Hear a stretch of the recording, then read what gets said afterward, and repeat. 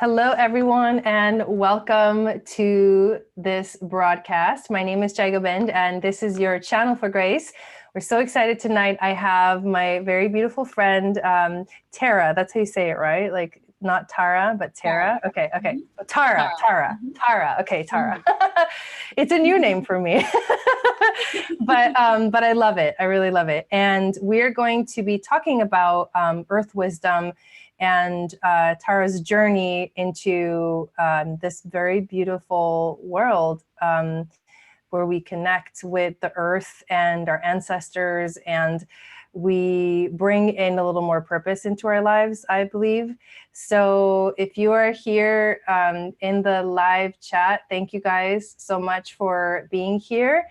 Feel free to ask questions throughout if you'd like to, because I will be monitoring the chat.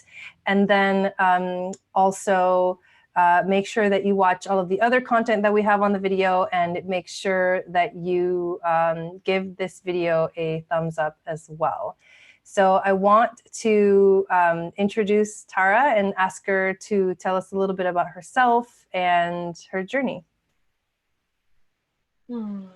Hi, everyone. It's so beautiful to be here. Thank you so much, Jagabend. So my name is Tara Wild, and I come from the Celtic heritage. This isn't something that I grew up with, but it's something that I've found my way to over time, and it's been a big part of my spiritual awakening. And I offer ceremonies. I mostly work with women.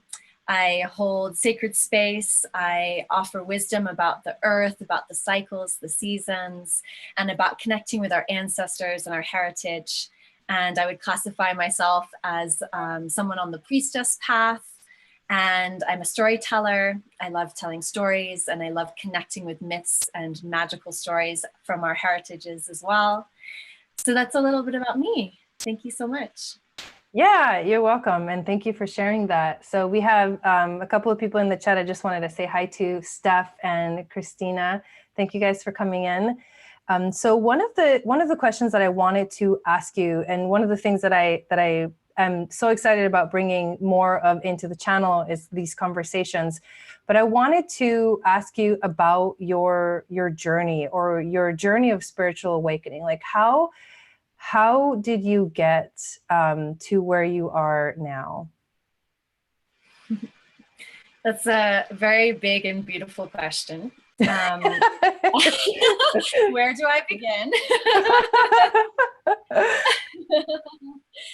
Well, I guess I'll begin by saying that I'm not someone who grew up being connected with earth wisdom. I'm not someone who grew up being connected with my ancestors. In fact, I actually felt a pretty strong sense of unbelonging in the world.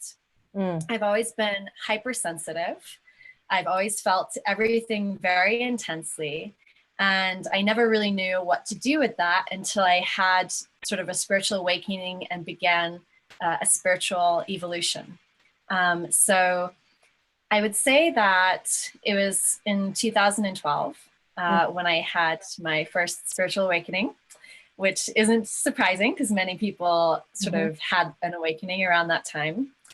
And, you know, I'd just gotten into the Celtic tradition, really understanding what it meant to be connected to a lineage, right? A lineage of my ancestry, and to be connecting with guides from the land, you know. So in the Celtic tradition that I practice in my relationship with it is to have these different guides who are different faces of nature.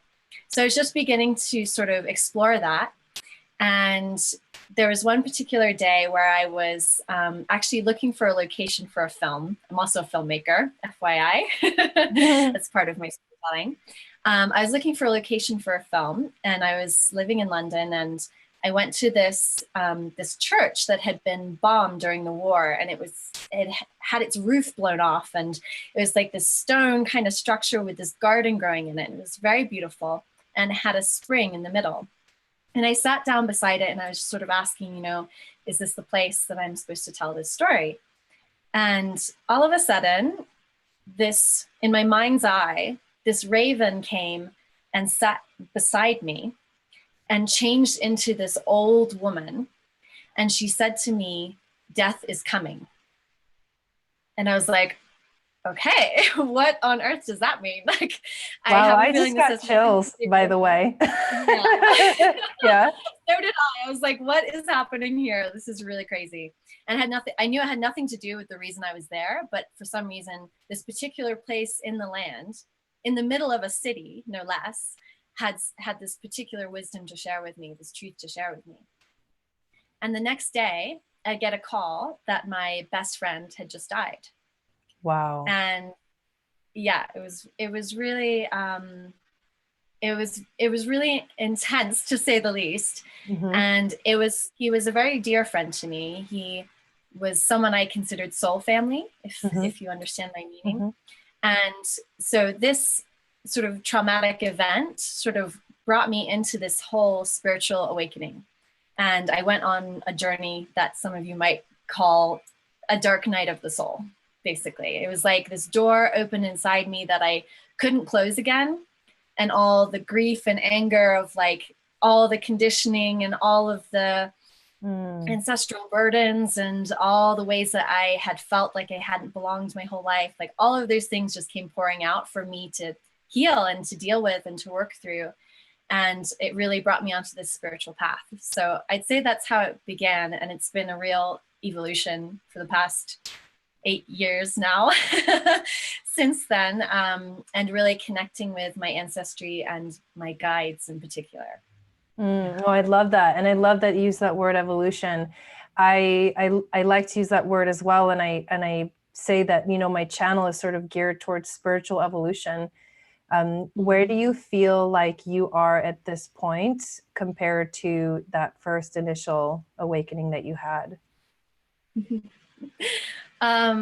Gosh, it's been 8 years, but it could have been lifetimes. You know, I feel like I'm in such a different place. As I mentioned at the time, I was living in a city and I was really hungering for nature. And I feel like over the past 8 years, I've brought myself closer and closer and closer to nature, knowing that that is the ultimate teacher.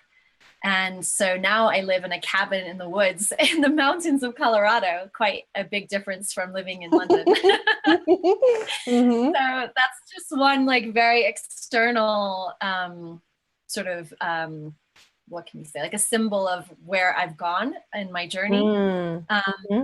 And I think even just in the past 6 months and the past year, I've really been getting so many downloads about what I'm here for, like what my purpose is, what I'm here for. And it's to serve a spiritual path. And it's so interesting how much I resisted that, how scared I was to really come out with everything that I'm saying. But now that I'm doing it, it feels so normal and so natural. I'm like, how have I just not been doing this the whole time?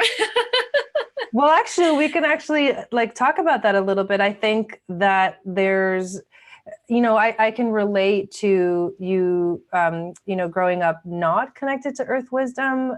My family, I mean, I was born in Argentina and I moved to the US when I was like 7 or 8. And in Argentina, actually, we did have a lot of like outdoor time. There was never like, it was never considered like where I would consider it now sacred moments. You know, there was never an awareness, that the kind of awareness that I have now of what we would call earth wisdom. So I think that there's a fear of being, you know, ridiculed or being rejected, and there's still a lot of like rejection when it comes to, you know, a spiritual path, I think, in our society. But I also believe that we are moving in the direction where more and more people are being called to it. So to ask you another question, we just keep like unraveling your story, is when did you feel like the deep call to connect with nature? Or how has that, you know, how have you sort of, when did you realize that like nature was really important? Yeah, that's super interesting. I think there was a seed planted when I moved to London, because I'd always lived in like rural English countryside where nature was all around, but I wasn't really connecting with it. But the minute I ended up in a city, I really felt the lack of it. And I was like, oh my gosh, like something's missing. Like what's missing? And I slowly began to realize it's nature. And so I feel like that created the seed in me. And that's sort of unpacked itself over many years. I think another important moment in that regard was well, I was beginning to get really involved in women's work. So I was starting to work for women's organizations. This was about 5 years ago. And something clicked in my head at some point where I realized that what's happened to women and the bodies of women has also happened to the body of the earth. And that we have this intrinsic connection, the connection between woman and earth, that's really sacred. And I think that's really brought me on to so much deeper of a journey than I ever could have imagined. Everything from, you know, the way that our body cycles and the way that we shed and we purify through our blood every month, and the way we wax and wane like the moon. There's that aspect of it. There's the desecration of the female body. So there's that aspect, and how we're perpetuating that by the way we're harming the earth, Mother Earth. And then there's also this other thread, which is this very sacred connection between women and the earth. So beyond sort of the physical aspects, you know, in the Mayan tradition, for example, Ish means the spirit of the feminine, and it literally means connected with earth. And so there's something very mysterious and very sacred about our connection that's really beyond words, I think. And that's really where I feel like I'm beginning to understand the depth of earth wisdom. I love that. I love that you use that word. Instantly, I thought of Ichel. Is that part of, I'm probably butchering the name, but the Mayan goddess, right? Ichel. I believe so. Right. So I'm not an expert in Mayan. No, it's all good. It's all good. But like when you said each, I was like, well, that's like, maybe it's like Ichel, the beginning part of Ichel's name, and she is like the goddess, one of the goddesses of the moon and the earth, and you know her story is like really beautiful too, where she ends up like on this island called Isla de Mujeres, like the island of women, helping the women. And so I think that there's a tradition of, you know, a sisterhood. I don't know if you've heard of Rebecca Campbell.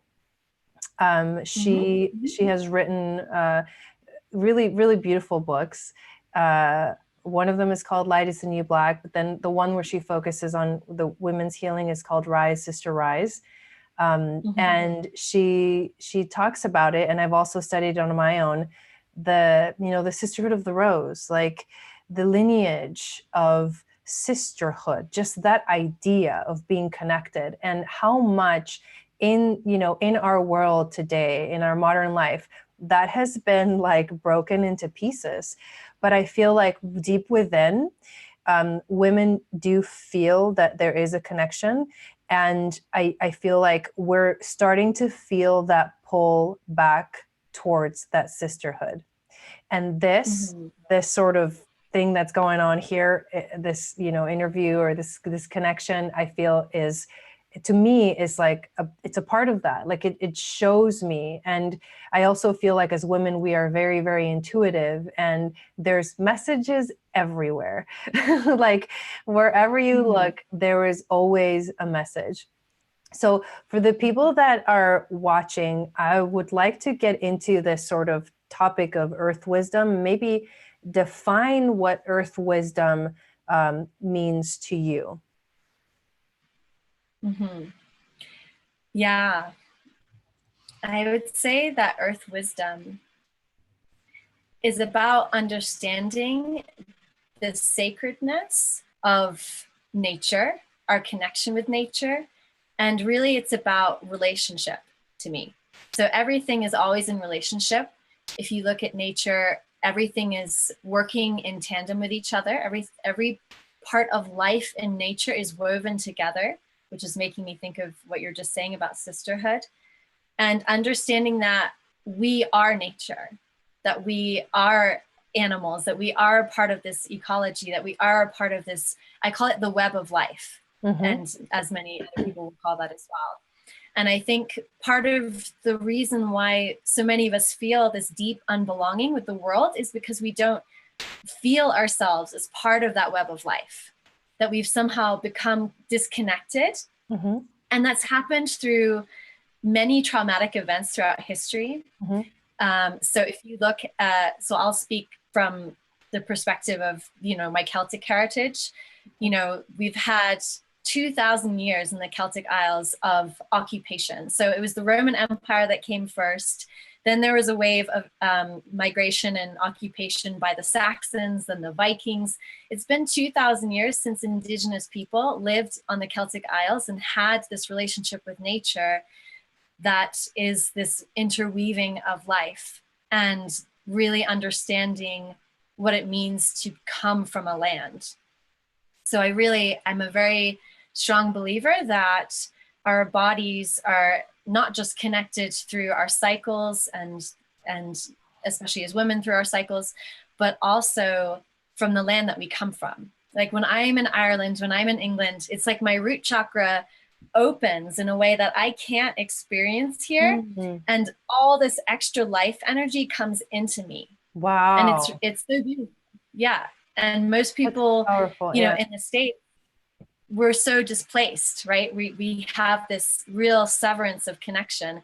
And as I mentioned, even in the Celtic Isles, there's a severance of connection because it's been so long since those people have lived on the land and had that connection with the land. And on top of that, we've also had the persecution of women as witches, the witch trials, being burned at the stake. Like, I think many of us have a cellular memory of that. So connecting with this wisdom is so primal and so basic, but there's also some kind of trauma and disconnection and grief to get through to actually have that relationship. Completely agree. When you mentioned when you're in your homeland, the connection that you feel, this past summer, I got married, and there was, Dawn and I, most people know Dawn. I talk about Dawn all the time, but basically this relationship that I'm in feels very much like a soulmate connection or a soulmate relationship where we're on the same page. We both want the same thing, and that is full fulfillment of each other, for us to support ourselves and support the other in that spiritual growth and being open to change and whatever life brings. And it's really beautiful because that kind of connection, that kind of relationship brings more love and more more deeper connection. It connects you more when you actually respect each other in that way. And so both of us have a story of feeling very disconnected from even our families. And so you can take this idea of, for me, I was uprooted, I was from Argentina, uprooted into, it was a very traumatic experience for me moving to the US and to a place where I didn't speak the language or anything like that. Now I see the purpose that served. It was a very important thing that I needed to learn for myself, as I am older. But we were both pretty much very disconnected, not just to homeland, because for him, his family moved all the time. So he went to a bunch of different schools, and it was chaotic every time. And he hated it every time. But as a child, he ended up having to get used to it because you have no choice, right? And for me, it was a big, massive uprooting, And I've only moved a couple of times in my life. The first time being to California until I was about 23, and then to Boulder until just recently. And in October, we moved to Portland, Oregon. I don't know if you knew that. But we both have felt this sort of separation. And the one thing that we both knew 100% is that neither of us really wanted to get married in the US. And so we both instantly were where do we feel like there's more home to us? And me and him both at the same time pretty much said well, why don't we get married in Argentina? And Mm-hmm. we did. And we went there, and it was on July 2nd, the day of the eclipse, in Cancer. He's a Cancer, I'm a Gemini, but Cancer is that energy of the home. And where we actually had our wedding, which was where I pretty much grew up, my dad's building himself a house there, and my family owns land. And it was so beautiful to go back and be there. But from that place and from the actual wedding, all of the guests could see the eclipse happening. So it was this like intense, like a realignment, and I don't know, it was a lot. But those are the kind of things that we're talking about. Like, you know, some people will say, oh yeah, whatever, it's just an eclipse, you know, like the sun connects and they're, you know, blah, blah, blah, blah, blah. But the truth is that there is so much more to that. And I think we are, as, you know, we're rising up into a higher awareness, and we're stepping into that awareness and saying, no, this matters. And I think that's, you know, that really is what earth wisdom is. It matters. And this is how we can connect. So for, you know, for how did you, because you say you also do ceremonies. So how did you get into that whole aspect of it? And I guess two questions in one. It's like, how did you enter into the whole, you know, earth wisdom? How did it present itself in your life? And then also, how would someone who wants to get more connected, what can they do, I guess, in their daily life to start to connect more with the earth? Yeah, beautiful. I would say that I got connected with ceremony by being in ceremony. It's really something you can only experience when someone gives to you, right? Yeah. And after I'd gone to some ceremonies, I was like, wow, like this is not like anything I've ever experienced before. Because I think that there's a rewiring that needs to happen for people who live in our kind of culture, in our kind of society, around what sacred actually is.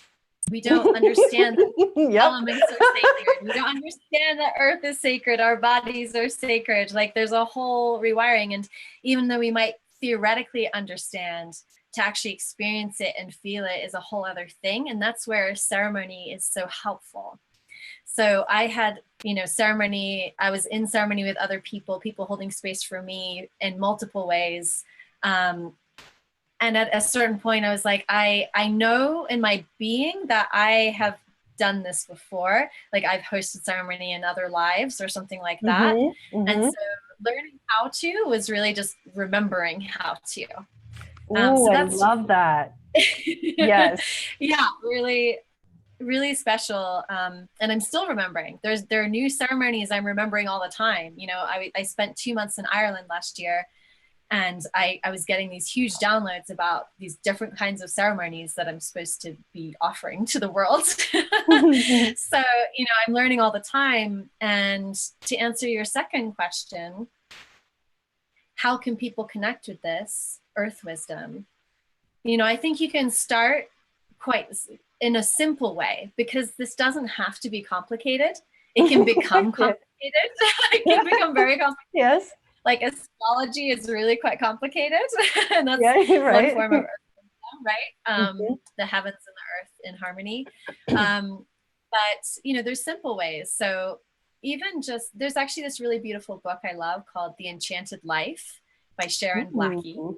Sharon Blackie is a beautiful writer. She talks a lot about earth wisdom and also mythology and stories. And in this book, she really talks about when you're in nature, if you're just on a walk or something, or even if you live in a city, you know, you can really pay attention to nature and start having a relationship. So instead of just walking through the woods, thinking about all your worries and your stresses and being on your phone or whatever, you're really having this curiosity about, what can the tree tell me? What can the birds tell me? Like, what do I feel when I put my belly on the ground? And, you know, and people might think that you're totally weird. That's part of it. Just like accepting that this is not normal. Like it's not normal to connect with earth wisdom. And if you're brave enough to have an experience, you know, that's really what we need on the earth right now, is to have an experience of earth.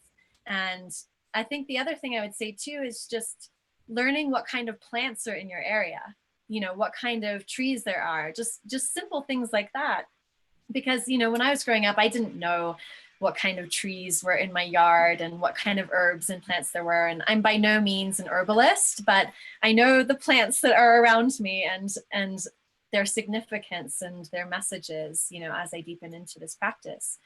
So yeah, I would say that that's a good place to start. Just really having a curiosity with nature, learning about your local ecology, and just start looking for messages, asking, you know, I'd like to connect. Can you send me a message? I want to understand what the message of the bird is, what the message of the water is, you know, and connecting with the sacred elements. I'd say that's another one. Really looking at your relationship with water, with fire, with air, with earth. That's a really actually the most simple way that you can connect, I think. I love that. Thank you for sharing that. You just reminded me of something, of like a little story from my experience. So I was, you know, California is the desert, right? But, you know, California does also have the ocean. So that's kind of what I, you know, pretty much grew up with. In Argentina, I grew up with more mountainous and mountains and rivers kind of thing. Then when I went to Colorado, it was like massively like, you know, the Rocky Mountains and, you know, the rivers, and there's a dryness. And I got so, you know, so used to this, you know, Colorado thing. And I always, and the sun, right? You get so much sun. I would always say, like, I could never live in the Northwest. Like, I just could never do that. And the reason is because of the clouds and, you know, the darkness and the rain and all the rain and more rain. And then I have like completely surprised myself.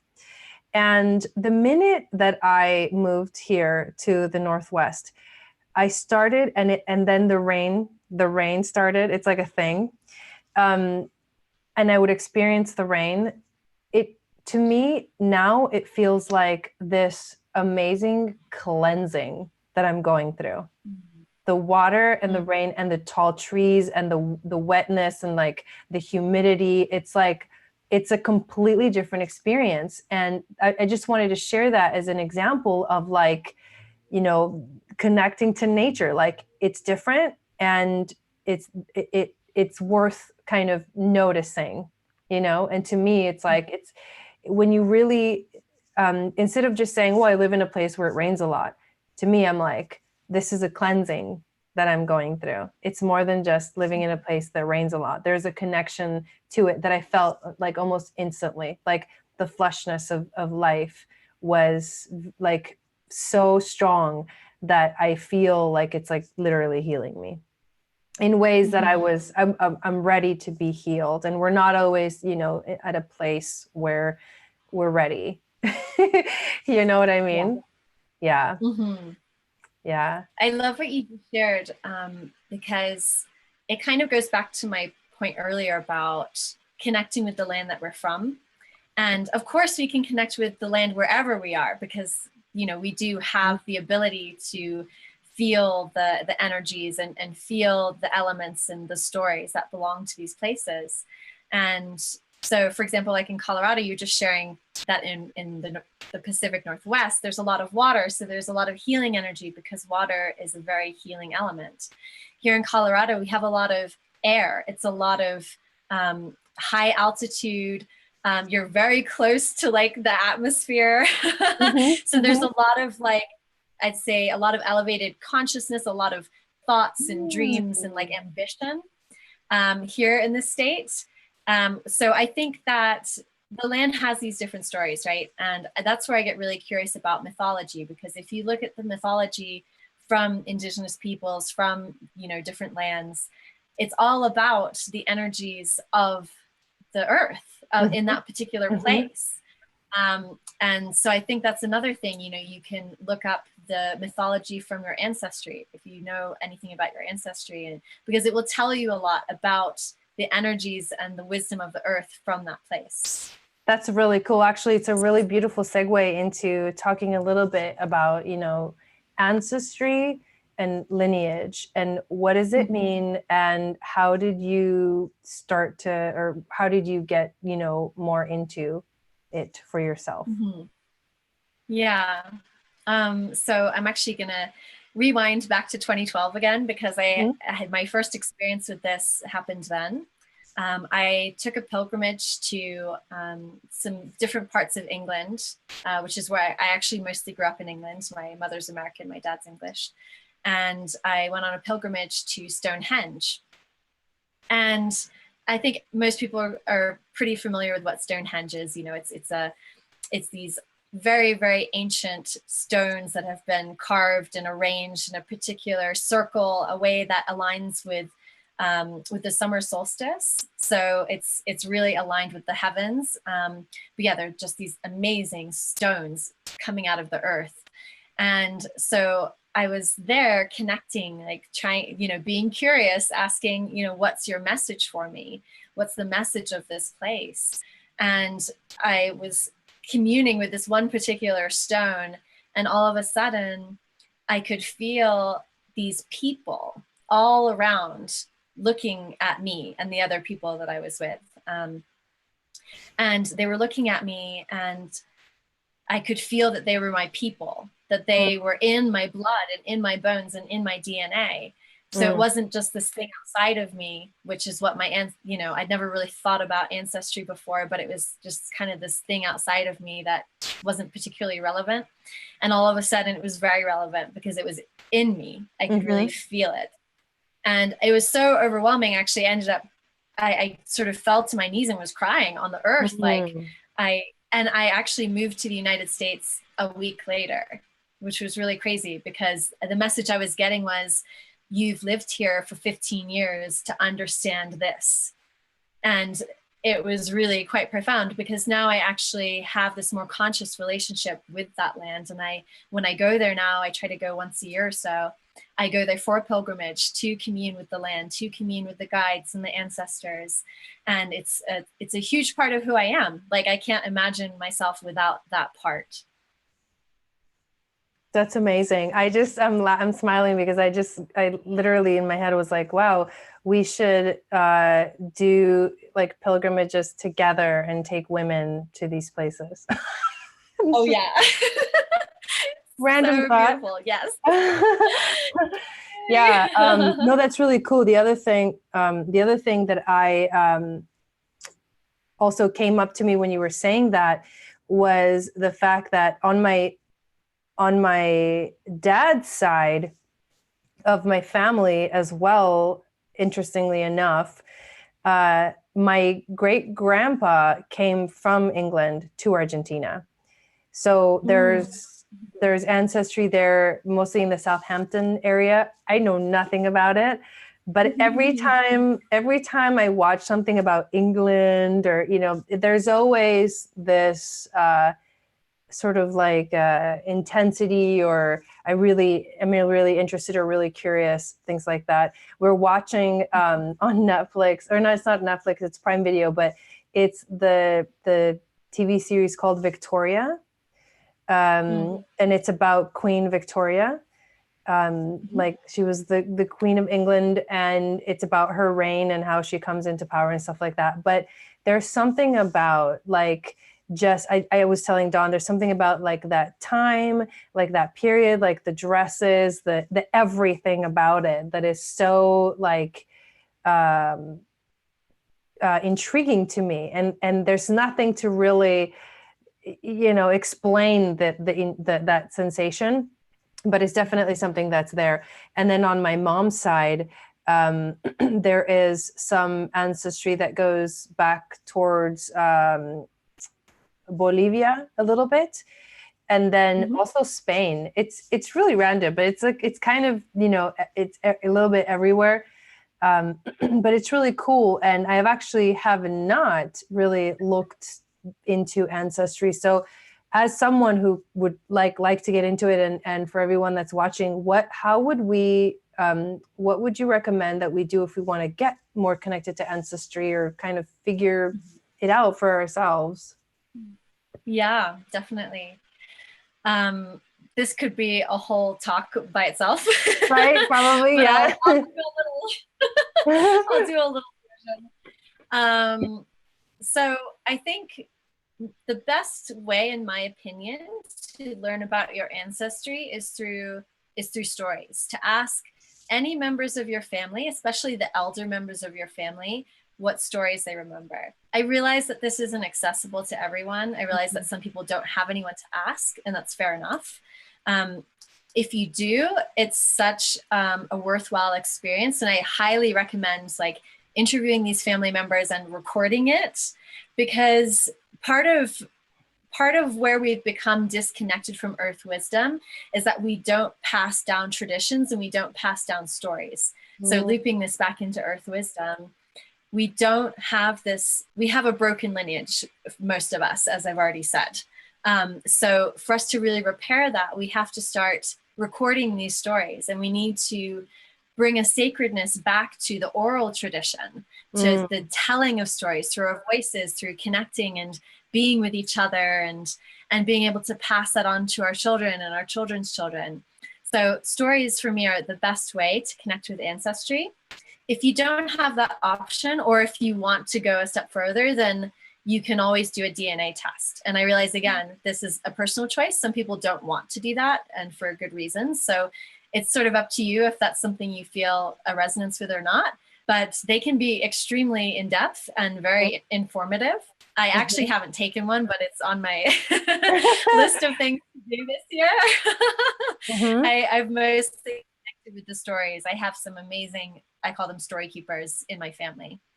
So I've been interviewing them the past few years and writing down the stories, almost like myths that I can pass to my children. So that's also something you can do if you really want to get into it, really spend some time with this.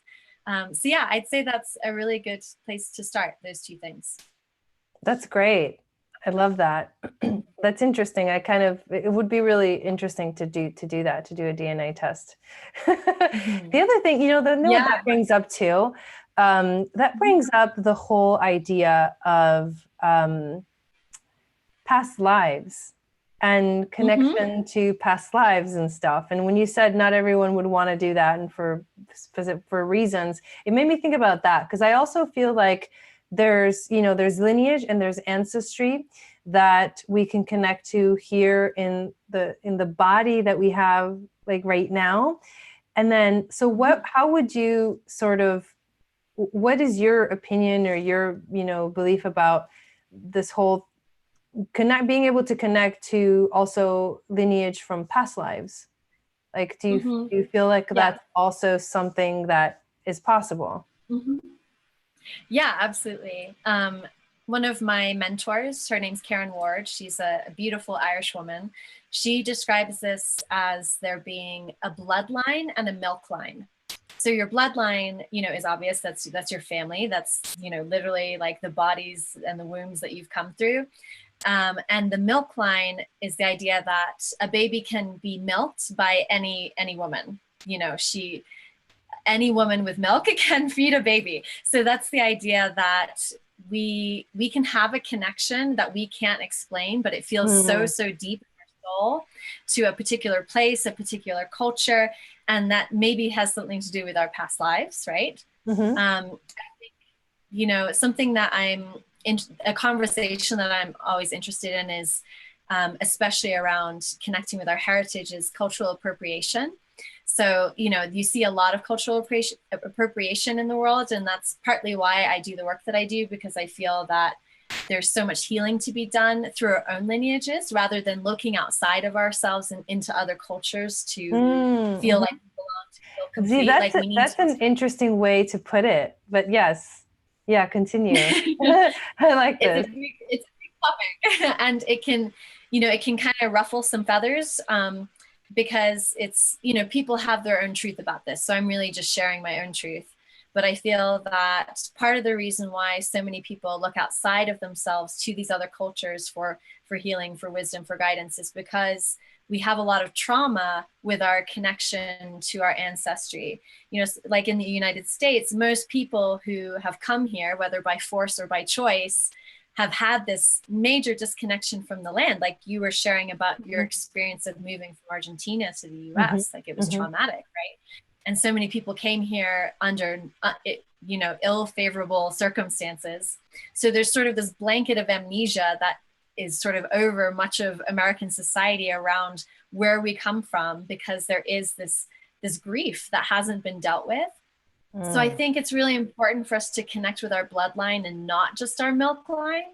Like, yes, we can have, have these experiences of past lives and connect in that way. But I also think it's important to be respectful to the cultures that we're supposedly, that we feel this connection with, because of course, they may not understand that relationship that we have, and it could be seen as that we're appropriating, right? So I think there just needs to be a respectfulness and a care around connecting with these cultures from past lives, if that makes sense.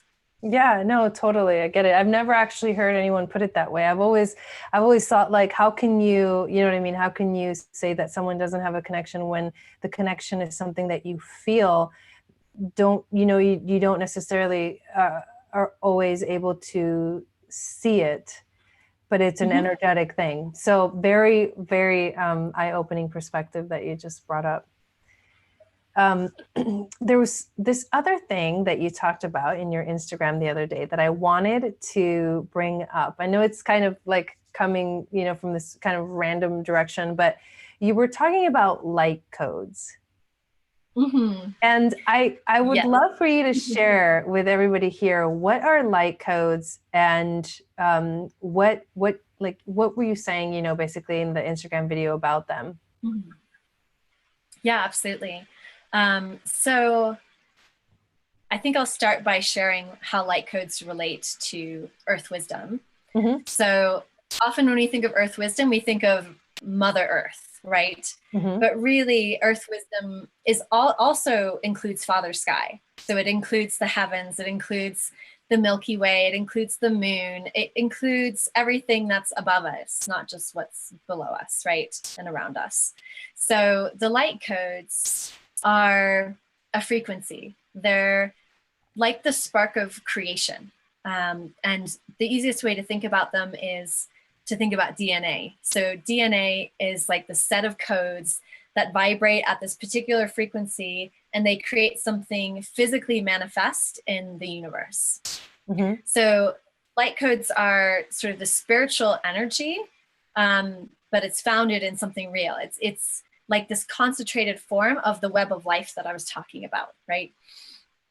And these light codes, sometimes there are particular moments, which you probably know more about which moments these are as an astrologer, but there are certain moments when there's an alignment between the heavens and the earth, when we can experience these light codes in a more potent way, and in this beam of light, like showering down on us. And it's very subtle, these light codes belong in the subtle realms, so we have to sort of be open to that subtle energy to experience them. But I think I shared this in the live the other day. I think a way that, like a metaphor to describe what I'm talking about, it's like when you want to update your computer, you have to log onto the internet, connect with a server, and get like the software update. So these light codes are like this opportunity for us to kind of update our whole system. And I really see them as a powerful tool for helping to release energetic blockages from our system, to help heal karmatic, imprints, or to heal burdens from our lineage. And it brings us back into a state of wholeness. And I think that this state of wholeness is really about understanding the truth of who we are. So I'm going to get more philosophical here and loop it back to earth, because this is all connected, right? So understanding the truth of who we are and why we're here is such a deep part of understanding earth wisdom, because we've been fed so many lies about who we are and why we're here over millennia. We've been taught that we're here to be consumers, for example, that we're here to literally take and take and take. And there's a lot of self-interest promoted in our society, celebrity culture. It's like we're so disconnected from the truth of who we are and why we're here. And I love that a lot of your work is about purpose, what I understand through things from people. What is our purpose? So these light codes are a way for us to unpack this gift that we have inside of us that we have to share with the world. And in the Celtic tradition and many traditions, there's this belief that we're sent here in this body as this incarnation to share a gift with the world. And this isn't like, some find your purpose, like, it's not having a single purpose, like, oh, this is my purpose and that's it, like that's all I'm here to do. It's really about living purposefully and having gifts to share. So these light codes are a way to access that, and they're really sent here. These light codes are sent down from the heavens, from the ascended beings being so in the Irish tradition we call them the Tua Dedanan, but you may connect with like Jesus, Yeshua, or the Atlanteans, or the angels. Like there are many, many different forms of the ascended beings, right? So I think that's really how I experience the light codes and where they come from. And I've been feeling them really strongly lately. I know there's some amazing astrological events coming up in the next few days, so maybe that's why. Yeah, we're actually in between eclipses. There's a lunar eclipse on Friday, and yeah.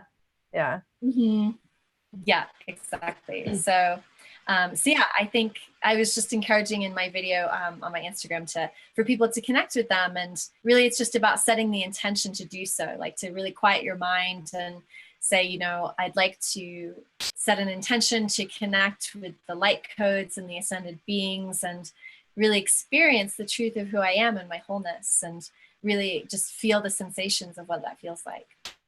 I love that. It also reminds me of, I don't know if you've ever heard of the gene keys.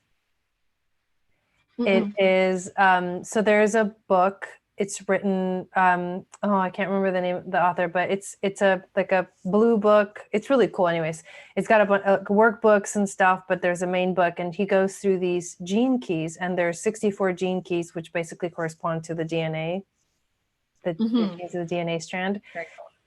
And it's I guess his take, or a modern view of, or more, I guess with more connection to things like light codes and ascended masters and things like that. But he actually has kind of brought in a new perspective on the I Ching, because the I Ching, there's also 64, they're proverbs or whatever, that give insight and, on life and advice, and people used to use it almost like a divination tool, right? And they still do, just like we use tarot or even astrology. Right. But so the gene keys, and he talks about sort of ascension, right? And there's a way to discover your specific gene keys, and they sort of shine a light on what your gifts are. So it just reminded me of that. And I think that's really cool. And I think there's so much like resurging of this kind of thing, this kind of topic, that I think it's really powerful for us to keep bringing it up and keep listening to our curiosity that always guides us to exactly where we need to be at the exact time that we need to be there. So yes. So before we wrap it up, is there anything else that we didn't get to talk about that you would like to share? I think there's just one thing that's really calling me. We've kind of weaved all around these different topics. We have so many different topics, which just goes to show the complexity of it. And I think the thing that I feel to be so true is that we as humans are completely inseparable from nature. And in the Celtic tradition, if you're familiar with these, you'll know what I'm talking about. But there's all these weavings, like in these designs, like these weaving designs that kind of look like braids. And it's this idea that are these lines of destiny, that these threads of destiny are always weaving in and out of each other, and that there's a human consciousness and an ecological consciousness weaving together. And so our destiny as humans is so tied to the destiny of the earth, And it's amazing that we're actually seeing that now in the wake of climate change, which most people totally freak out about. And there's like this huge fear and this huge block around connecting with that.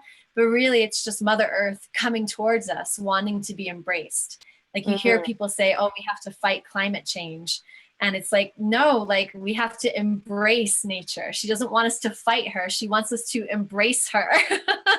And I love this. So when you're talking about earth wisdom, you know, it's really about that dance, that relationship between humans and nature, and seeing ourselves as part of that and inviting nature to come inside of us. Wow, that was really powerful.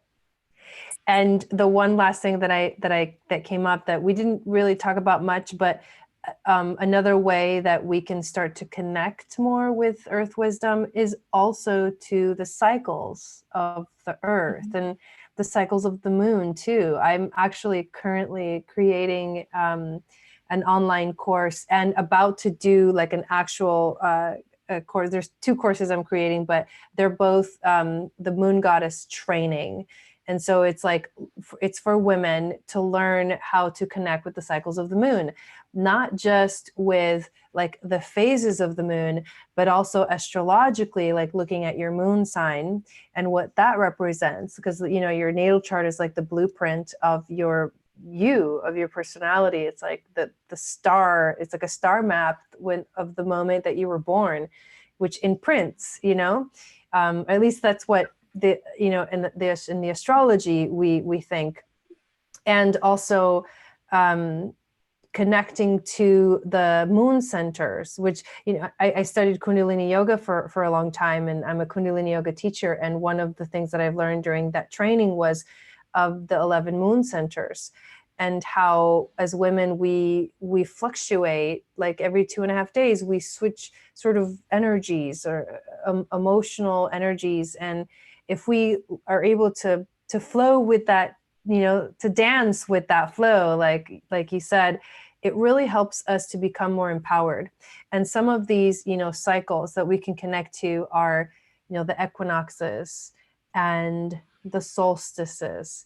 For me, I don't know, you know, those are like the main ones that I know of. I know there's many more cycles within the year that we can connect to. But if you think about the fact that, especially for women, not to push men out or anything, but because like you said, women are connected to cycles. Like we are a cycle, you know what I mean?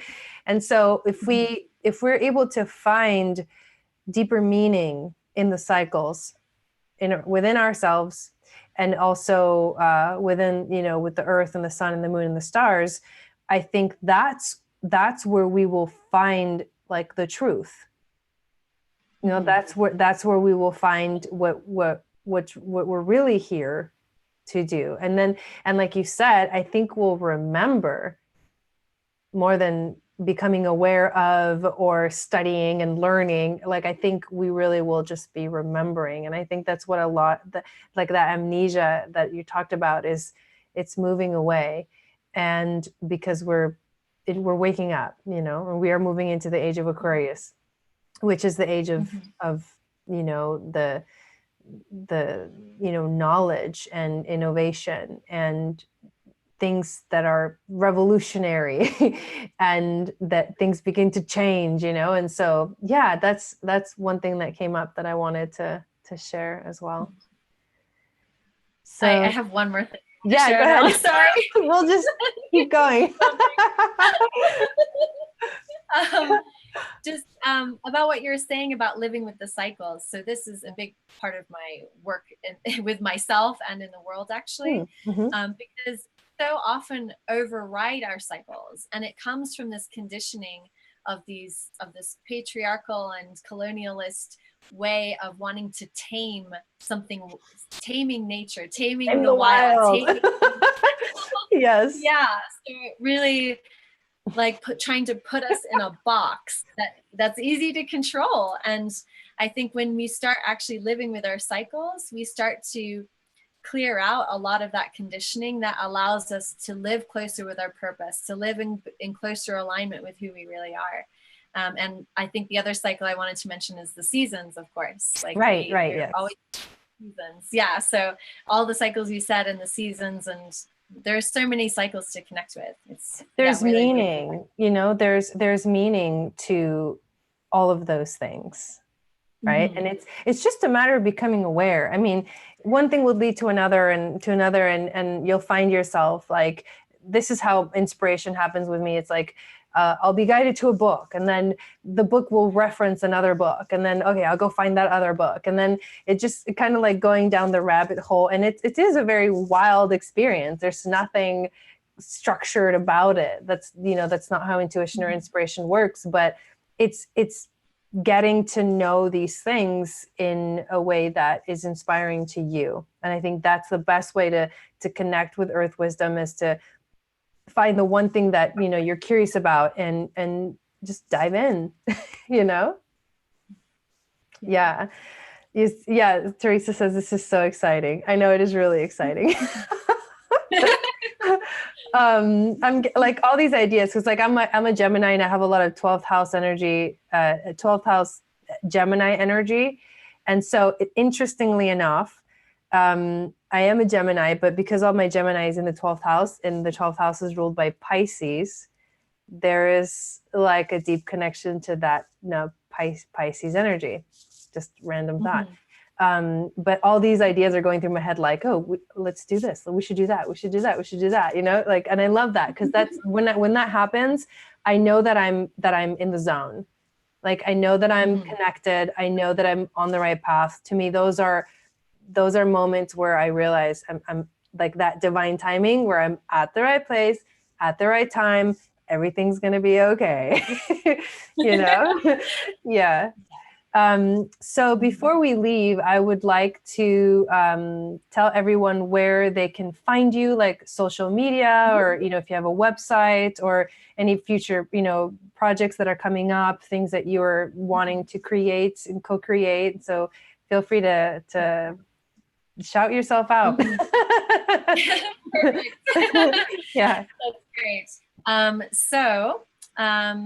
You can find me at Tara Wild on Instagram, on Facebook, and my website is getting built, which is very exciting. So I'll have a website to send you to soon as well. But if you come follow me on Instagram, that's really where you'll find most of my wisdom and sharings at the moment. And this year, I'm going to be launching a few different offerings, which I'm super excited about. And the first one, which is coming up quite soon, is they're going to be seasonal celebrations in the Celtic tradition. And they're going to be ceremonies that I'll host on video for you to join, where we look at the traditions and the energies of these particular sort of potent energies during the year. So the solstices, the equinoxes, and what we call the cross-quarter days. So in the Celtic tradition, there are 8 festivals that we celebrate through the year that really are connecting with the cycles and the seasons. So that's going to be coming in the next few months. And I'll also have a podcast out in the next month or so called Dreaming the Ancestors. Yes. Ooh, that sounds cool. Yeah. Dreaming the Ancestors. And it's really all about earth wisdom, feminine wisdom, ancestry, like everything that we've talked about. So I'll be interviewing different guests about, and I'll be interviewing some Indigenous women as well, which I'm super excited about, because amazing. That unbroken lineage is really rare in our world and so powerful. So those are a few things I'm going to be offering this year in the coming months. And yes, please come find me at Tara Wild on Instagram. Yay. Awesome. Thank you. And thank you so much for joining me here. And so impromptu, like it just kind of like sparked out of nowhere. And I love that. But yes. And also, if you think of, if there's anyone else that you think would be someone that, you know, would be awesome for me to interview, like if you have any ideas like that, let me know as well. So I can keep bringing more, you know, knowledge and awareness, and talk about more things that are, you know, spiritual evolution related on the channel, which is more of what I'd like to bring. So thank you, everyone, also for being here, you guys. Feel free to share the video out and make sure that you give the video a thumbs up. And if you're new, if you're watching and you first time on my channel, please subscribe and hit the notification bell so you get notified of when I go live and when I upload videos. And thank you so much, Tara, for being here. And everyone have a good night. And if there's anything else you'd like to share before we go? No, we're good. No, all right. Thank you. And we'll see you guys soon. I'll be I'll be live on Wednesday doing the full moon lunar eclipse astrology. And then on Friday, we'll have the full moon ceremony. We're moving into a full moon this weekend. So I'm really excited about that. So thank you guys, and we'll see you soon.